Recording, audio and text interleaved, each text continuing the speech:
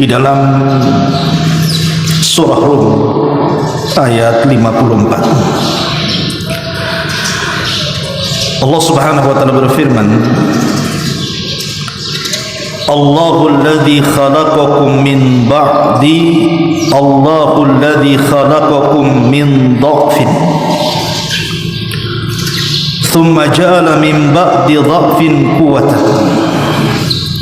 thumma ja'ala min ba'di quwwatin dha'fan wa syaibatan yakhluqu ma yasha wa huwal alimul qadir. Dialah Allah Subhanahu wa taala yang telah menciptakan kalian dari kelemahan. Kemudian Allah Subhanahu wa taala jadikan setelah kelemahan itu kekuatan. Kemudian setelah itu Allah jadikan setelah adanya kekuatan kelemahan kembali dan menua. Begitulah Allah Subhanahu wa taala menciptakan sesuai dengan kehendaknya. Dan dia zat yang maha mengetahui lagi maha mampu melakukan segala-galanya. Ma'asyiral muslimin yang dimuliakan Allah Azza wa Jalla, ayat ini adalah ayat yang menjelaskan tentang perjalanan kehidupan kita. Saya, Anda atau siapapun, maka mereka akan masuk dalam ayat ini. Ketika Allah Subhanahu wa taala menciptakan kita dan kita berada di rahim ibu kita, kemudian Allah Subhanahu wa taala ciptakan kita ke dunia, maka kita lihat bayi-bayi itu sangat lemah. Jangan cerita bergerak, mandang saja tidak, mendengar saja susah, apalagi bicara. Kemudian setelah Allah Subhanahu wa taala besarkan ciptaannya ini, manusia ini, maka mulailah kemudian mata bisa memandang, telinga bisa mendengar, lisan bisa bicara, kemudian otot-otot mulai tampak dan kuat dan bisa berpikir, dan jadilah dia manusia kuat. Tetapi setelah itu Allah Subhanahu wa taala akan kembalikan kita seperti anak-anak, akan makin melemah dan menua. Begitulah Allah Subhanahu wa taala ciptakan sesuai dengan kehendaknya, dan Allah maha mengetahui dan maha mampu melakukan segala-galanya. Ma'asyiral muslimin yang dimuliakan Allah Subhanahu wa taala,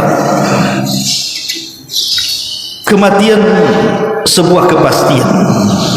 Karena ada, kalau orang sudah menua, tidak mungkin tua seterusnya. Pasti ada batas ketuaannya, yaitu kematian. Walaupun dia berusaha untuk mengobati tua itu supaya tetap muda, tetap saja kematian itu tidak bisa diobati. Kata Nabi SAW, kullu da'in dawa, setiap penyakit itu pasti ada obatnya, illa syarr, maksudnya kecuali kematian. Kematian itu tidak bisa diobati.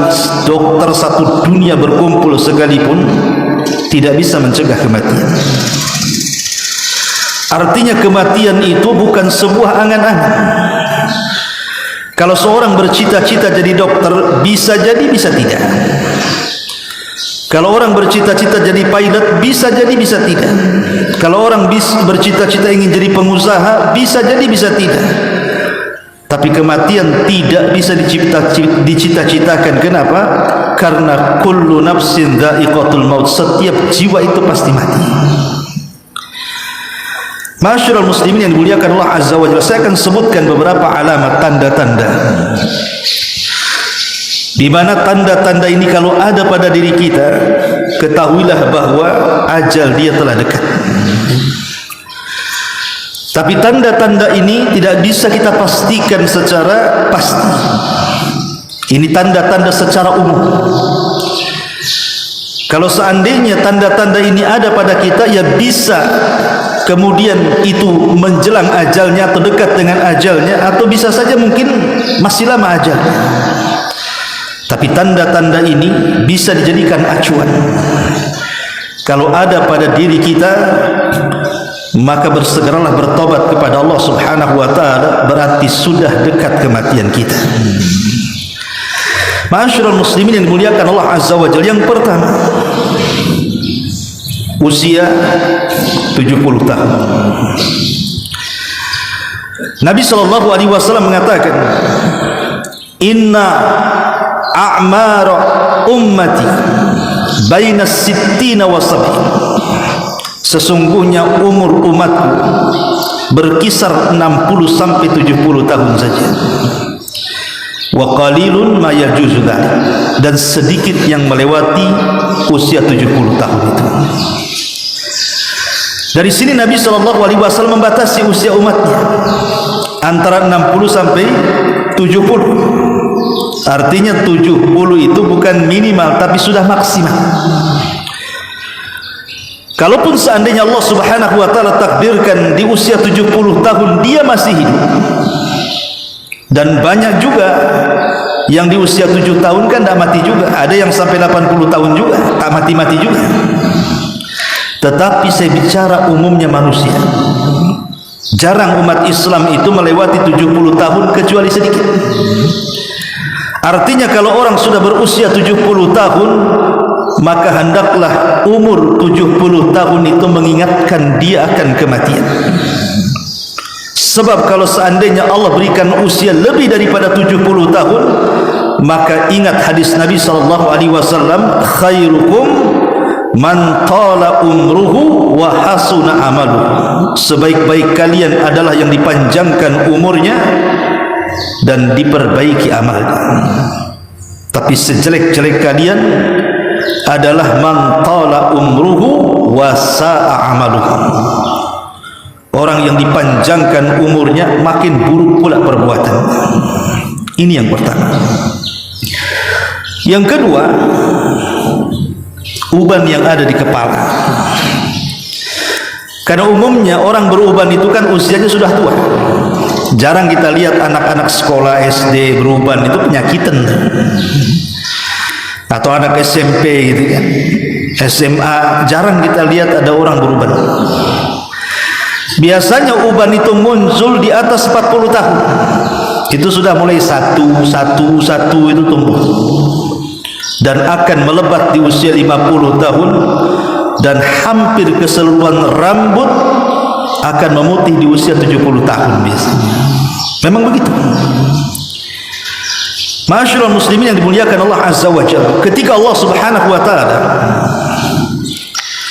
berfirman dalam Al-Quran, waja'akumun nadhir, waja'akumun nadhir, ketika Allah Subhanahu wa taala mengingatkan soal umur 40 tahun ke atas, Allah mengatakan waja'akumun nadhir, telah datang peringatan kepada kalian.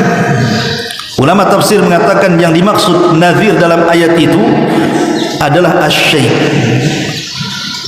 As-sayyib maksudnya uban yang ada di kepala, syaibah. Makanya orang Arab kalau orang tua dibilang syaibah karena banyak ubannya, ya. Makanya kita lihat perkataan para ulama. Al-Imam Al-Baghawi rahimahullah ta'ala mengatakan, asy-syaibu nadhirul maut. Uban yang di kepala itu adalah peringatan dekatnya ajal dia. Kemudian juga Imam Ibnu Qutaibah rahimahullahu taala mengatakan, ra'a Iyasu atau ra'a Iyas bin Qatadah, ra'a Iyas bin Qatadah sya'ratan bayda fi lihyatihi. Jadi Imam Ibnu Qutaibah menceritakan tentang Iyas ibn Qatadah. Jadi Iyas ibn Qatadah ini ketika memegang janggutnya, kemudian dipandang janggutnya rupanya sudah berubah. Faqala, dan dia mengatakan, aral maut yatlubuni, aku sudah melihat kematian sedang mengejar-ngejar aku. Masyarul muslimin yang dimuliakan Allah Subhanahu wa taala, makanya kalau orang sudah tua kemudian ubannya semakin melebat, diharamkan dalam Islam itu menyemir dengan warna hitam. Karena itu peringatan masalahnya. Sampai-sampai Nabi SAW mengatakan asyayyibu nurul mu'min. Ingat bahwa uban di kepala itu cahaya bagi seorang mukmin. Dilarang kita mencabut. Bahkan Rasul mengatakan la yashibu rajulun syaibatan fil Islam illa kanat lahu bi kulli syaibatin hasanah wa rafa'a biha darajah. Tidaklah seseorang itu beruban dalam Islam kecuali setiap satu helai uban satu kebaikan, dan satu helai uban akan mengangkat derajatnya. Kenapa demikian? Karena uban ini adalah nadhirul maut, berarti sudah dekatlah ajal kita ini. Ini yang nomor 2. Yang nomor 3 adalah lemah badan. Sebagaimana ayat yang tadi kita baca, Allah Subhanahu wa taala mengatakan summa ja'ala min ba'di quwwatin dha'fa. Setelah Allah Subhanahu wa taala memberikan kekuatan kepada kita, maka Allah Subhanahu wa taala akan memberikan kelemahan, dan kelemahan tidak akan dicabut sampai dia mati.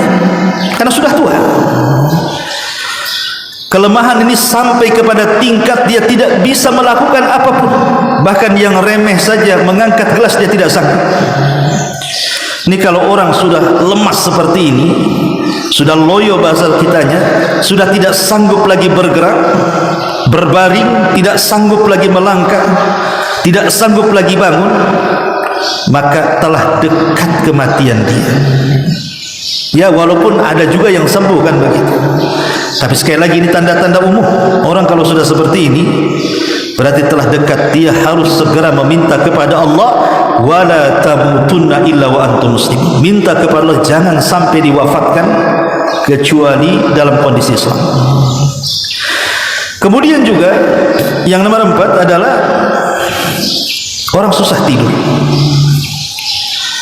Kita lihat ikhwatu fiddin, orang-orang yang susah tidur atau mungkin sebaliknya banyak tidur.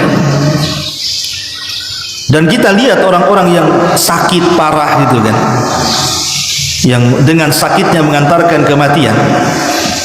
Itu kita lihat mereka ada yang tidur terus, nggak bangun-bangun. Ada yang sebaliknya, dia susah tidur, guling sana guling sini. Terakhir kemudian dia meninggal. Artinya ini juga tanda-tanda umum gitu. Hati-hati kalau susah tidur itu. Kemudian juga kalau banyak tidur juga hati-hati. Ini tanda-tanda alamat umum dekatnya ajal orang itu. Kemudian yang kelima, hilangnya selera makan. Orang-orang yang mendekati ajal itu makan enggak selera ya. Jangankan yang dekat ajalnya, yang kadang-kadang sakit parah tapi mungkin masih lama ajalnya, antum datang mengunjungi bawa buah yang enak-enak, apel, duku, macam-macam, itu yang makan yang jaga, bukan yang sakit. Yang sakit apa? Makan bubur saja, itu pun tak berasa. Karena hilang selera makan mereka, hilang. Maka hati-hati nih kalau orang selera makan. Kayak kemarin musim corona itu. Coba lihat, kan musim corona itu hilang rasa, tentu besoknya mati saja. Kalau orang-orang hilang rasa ini, hati-hati. Ya. Masyarul muslimin yang dimuliakan Allah Azza wa Jalla. Kemudian yang keenam, sakran. Sakran ini diambil dari ayat Al-Quran, di mana Allah Subhanahu wa taala mengatakan, waja'at sakratul mauti bil haqq dzalika ma kunta minhu tahid. Dan telah datang sakarat. Sakarat di sini artinya hilang akal. Jadi akalnya itu sudah kayak orang mabok. Sakran itu diambil dari kata mabok. Lihat orang mabok itu hilang akal.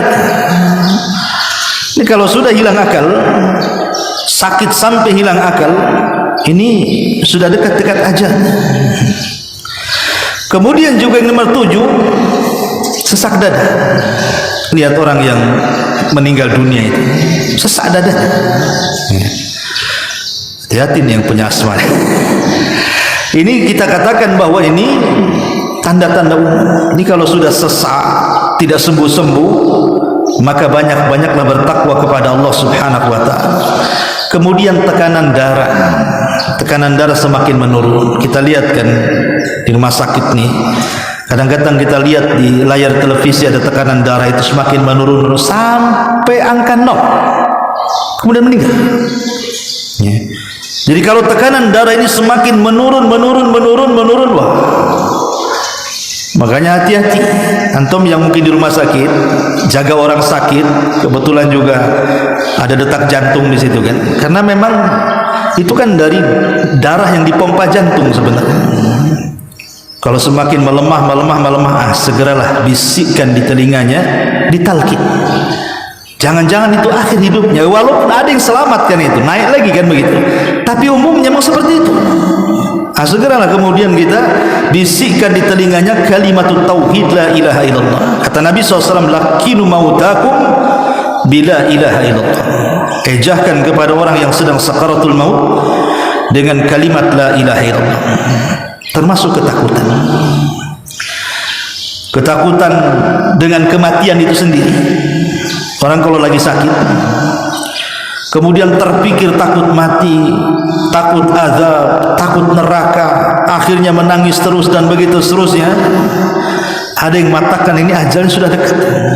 Tapi takut seperti ini, kalau kemudian dia semakin memperbanyak zikir dia, ingat dia kepada Allah Subhanahu wa taala, ini semakin baik. Tapi orang-orang kafir yang tidak kepikiran akhirat, justru angan-angan mereka itu masalah dunia. Takut tidak bisa mabuk lagi, takut tidak bisa zina lagi, takut begitu dan begitu. Naudzubillah. Maka ini juga bagian daripada tanda-tanda. Kemudian susah berpikir. Sampai terkadang ditanya A jawabnya B, ditanya B jawabnya C. Nah, ini kalau sudah balelo bahasa kitanya nih, orang sakit seperti ini, itu tanda-tanda. Hati-hati. Dan yang terakhir tentu biasanya merubah warna dari kulit. Kita lihat kan orang mati kadang-kadang kulitnya jadi biru, jadi menguning. Nah, ini juga tanda-tanda. Ya. Ma'asyiral muslimin yang dimuliakan Allah Azza wa Jalla, ini tanda-tanda secara umum. Saya katakan tadi tanda-tanda secara umum. Tapi tanda-tanda ini bisa digunakan acuan kepada kita untuk mengingat kematian. Karena ibrah itu sebenarnya bukan masalah tanda-tandanya, tapi ibrah itu adalah setelah kematian. Apakah kita akan selamat dari fitnah kubur, ataupun selamat dari azab kubur, atau sebaliknya kita tidak selamat dari fitnah dan azab kubur? Ibrah itu setelah kematian, bukan sebelum kematian. Makanya ada istilah para ulama, ibrah itu bukan di mana kita mati, tapi bagaimana caranya kita mati. Su'ul khotimahkah, husnul khotimahkah? Ma'asyiral muslimin yang dimuliakan Allah Azza wa Jalla, karena tadi bahwa kematian ini sebuah kepastian, datangnya pun tanpa pemberitahuan, dan kematian bukan akhir dari sebuah perjalanan. Tetapi walaupun kematian sebuah kepastian, datangnya tanpa pemberitahuan, dan bukan akhir dari sebuah perjalanan, tetap kita tidak boleh, bahkan dilarang bercita-cita untuk mati. Tidak boleh. Walaupun kematian itu pasti mendatangi kita, tapi bercita-cita ingin mati tak boleh dalam Islam. Kata Nabi SAW, la yatamanna ahadukumul maut. Janganlah kalian berangan-angan ingin mati. Wala yad'u bihi, bahkan jangan pula berdoa, min qabli an ya'tiyahu, sebelum datang kematian itu. Kenapa demikian? Innahu idza mata ahadukum inqata amaluhu. Sebab kalau betul-betul dikabulkan tuh ingin mati, kemudian besoknya mati, ingat kematian itu bisa memutuskan amal. Jadi kematian itu bisa memutuskan amal. Wa innahu la yazidul mu'min umruhu illa khair. Dan bagi seorang mukmin bertambahnya umur itu sebuah kebaikan. Dan kematian itu menghilangkan kebaikan. Makanya ketika Nabi SAW menasihati pamannya Abbas ini satu hari sedang sakit parah, karena tidak tahannya dengan sakit, akhirnya dia bercita-cita ingin mati. Maka Nabi SAW menasihati pamannya dan mengatakan, "Ya Abbas, la yatamanna ahadukumul maut, imma muhsinan fala'allahu yazdad, wa imma musian fala'allahu yasta'tib." Hai Abbas, janganlah salah seorang di antara kalian berangan-angan ingin mati. Sebab kalau dia orang baik, Allah takdirkan tak jadi mati, dipanjangkan pula umurnya, berarti dia bisa menambah amalannya. Tapi kalau dia orang jahat, tiba-tiba Allah panjangkan lagi umurnya, tidak jadi mati, berarti adalah kesempatan untuk bertobat. Tapi kata Nabi SAW, wa in kana walabud, kalau memang sebuah keharusan kita ini ingin mati karena mungkin sudah merasa menyusahkan orang-orang yang merawatnya sudah bertahun-tahun, kasihan dengan mereka, dan dia pun tidak tahan dengan rasa sakit yang dideritanya. Kata Nabi SAW, kalaupun harus berangan-angan, maka berdoalah kepada Allah Subhanahu wa ta'ala, ya Allah, wafatkan aku jika wafatku itu bagimu yang terbaik, tetapi sembuhkanlah penyakitku jika kehidupan ini baik bagiku. Begitu Nabi SAW mendoakan, atau bolehnya kita berdoa bercita-cita sebuah kematian. Wallahu a'lam bishawab. Ini di antara faedah pagi dan manfaatnya. Subhanaka bihamdika asyhadu an la ilaha illa anta astaghfiruka wa atubu ilaik. Allahu ta'ala alam. Assalamualaikum warahmatullahi wabarakatuh.